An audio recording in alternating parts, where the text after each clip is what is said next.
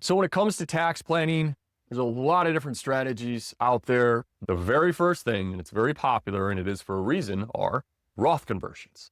Very powerful tool to be able to use when you're tax planning. I've had people show up to my office with a few $100,000 in a pre-tax account and say, I want to convert all this to Roth. I'm not sure that you do, because you're going to have a giant tax bill this year.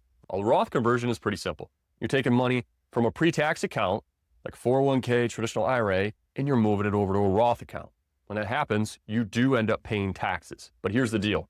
That pre-tax money, very likely someone's going to have to pay taxes on it. Either you or your descendants. What a conversion does, it allows you to choose when to be able to pay the taxes. You can choose an optimal moment. When is an optimal moment? I'll give you an example. Right now, the way tax brackets exist, we're in some of the lowest tax brackets we've ever seen. We just are. So it could be a very good time right now to be doing Roth conversions. So that's the optimal time. The next one I'll mention, and I've mentioned this in other videos, is account type strategies. The easiest one to mention is anything in a taxable account, a non-retirement account. You're going to have to deal with capital gains taxes in there. So what are capital gains taxes? If you hold an investment for a year or less, you're going to pay short-term capital gains. Things like income producing assets like bonds, dividends from stocks, those are all short-term capital gains. If you hold it for more than a year, you get long-term capital gains. Why is that important? Long-term capital gains rates are lower. They just are. So if you can avoid short-term capital gains, it can be beneficial. So it can make more sense to have those in retirement accounts, pre-tax Roth accounts, where you're not having to pay taxes every single year. So that's a strategy with different types of accounts having different investments. Very important with tax planning. The next one is capital gains harvesting and tax loss harvesting.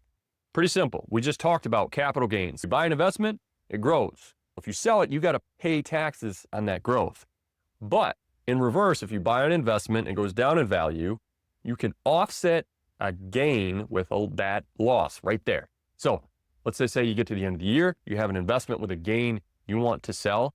It is possible that you can sell something with a loss, offset that gain.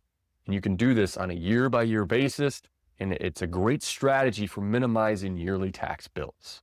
The last one I'll mention to you, and this is especially important for my retirees out there, is income planning. So in retirement, a lot of investors will have Social Security, sometimes a pension, but there's a gap there. And so they offset it by selling investments, pulling money out of retirement accounts, things like that.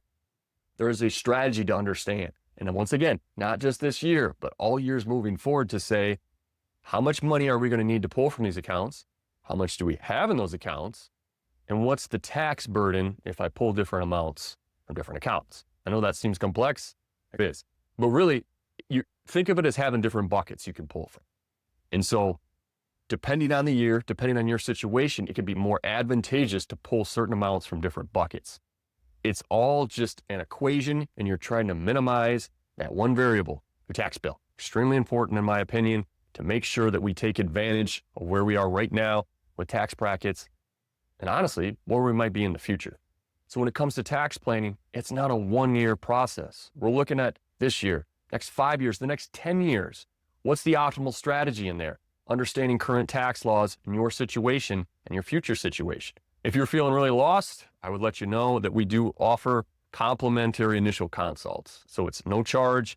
Set up a meeting. We'll take a look at your plan, give you a few pointers, things to look at. Because at the end of all this, I think the main point to understand is you work too hard for your money. You've worked too hard to build up your wealth. Why would you want to give additional money to the IRS that you might not need to? Hey, thanks for watching.